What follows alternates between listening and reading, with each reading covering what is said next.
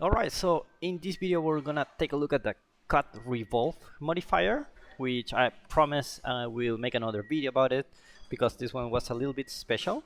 So just to recap, we have two revolve. We have the poly revolve, which works like this. If you haven't watched that video, just check the videos before. You just click here and write your shape,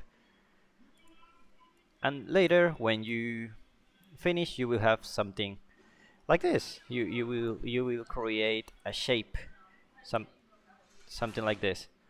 Very cool.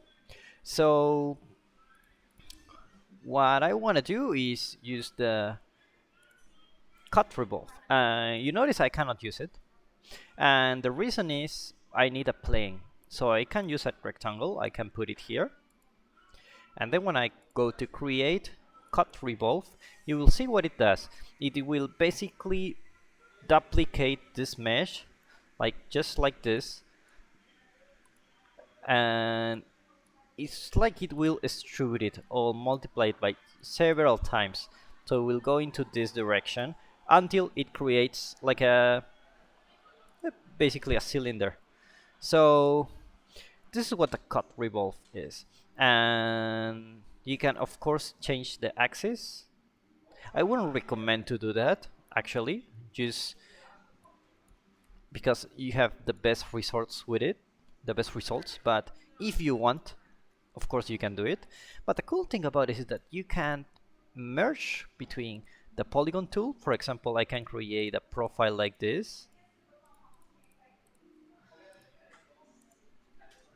and you notice that it automatically extrudes when, because it's in my interactive mode. So I will go to polygon and go to flat mesh. What this will do is create a flat mesh.